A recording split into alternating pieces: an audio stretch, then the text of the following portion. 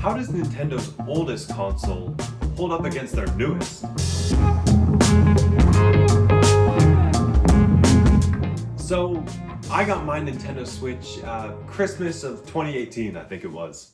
It was about like a year after it was first released. Since then, I've loved playing games like Animal Crossing, Super Mario Odyssey, and Super Smash Bros. Ultimate. It's my go-to console for when I have friends over, just because of the multiplayer capabilities, having up to 4 friends at once playing the same game. It's really cool. All in all, I love my Nintendo Switch. However, just the other day, I went to the game shop downstairs in San Jose, and I picked up an NES Classic. It was originally released in 2016 as an homage to the first Nintendo Entertainment System. The release in 2016 came with 30 games, but the one I got was modded, and so it has over 100 NES titles. I got it as a surprise from my dad, since he grew up on the NES, and that was a big part of his childhood.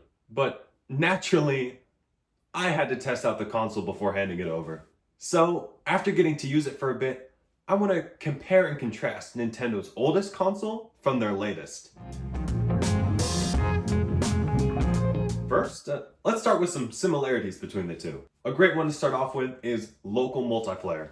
The NES and the Nintendo Switch both have capabilities for 2 players to play the same game at once. However, the Nintendo Switch takes the advantage here, because you can buy more Joy-Cons to have up to 4 people playing the same game at once, and there's capabilities for online multiplayer, which lets anybody with a Nintendo Switch play with each other.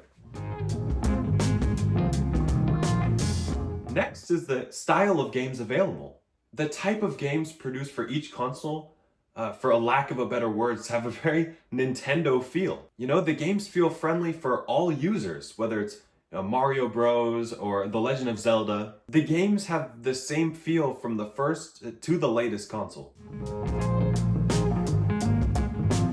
And finally, and arguably most importantly, both of these consoles have revolutionized the video game industry.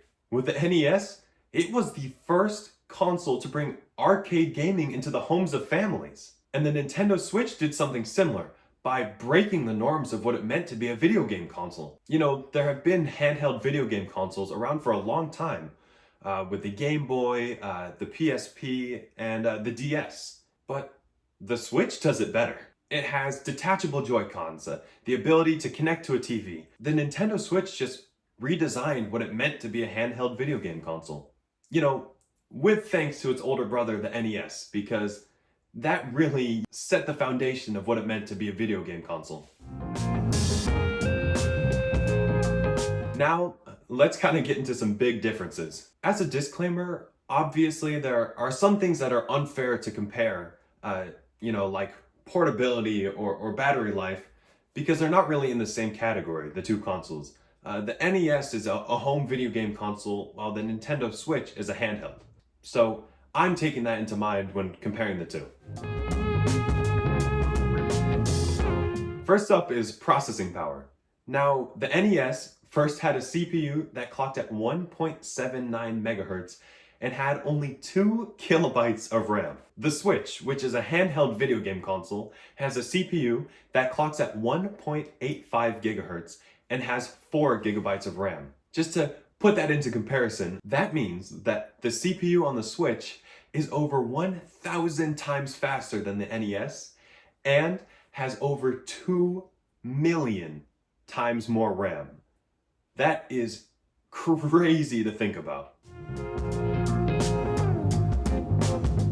Next up is resolution. Now, the NES displayed an image that was, I believe, 256 by 240. So you really don't have a lot to go off of there.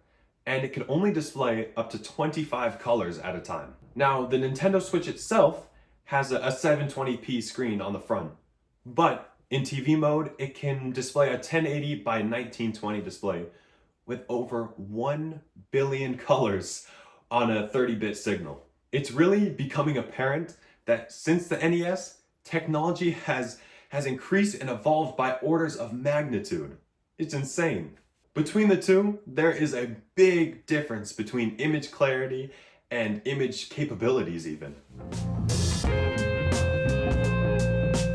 And finally, the last difference that really stood out to me is the assortment of content. The NES had 1,136 officially licensed titles, before support ended. The Nintendo Switch has over 8 times that many games, with 11,312 available. The Switch really is the console for the whole family. But even with their differences, both consoles were really fun to play. And it was such a blast getting to compare the very first to the very latest consoles from Nintendo. It's inspiring to see how far the video game industry and Nintendo have come since the NES. I cannot wait to see where the next generation of gaming takes them. And I especially cannot wait to see how they revolutionize the market then. But now, Dad, I hope you like the surprise. I'm sorry, I had to give it a test drive before handing it over. The NES Classic is pretty cool.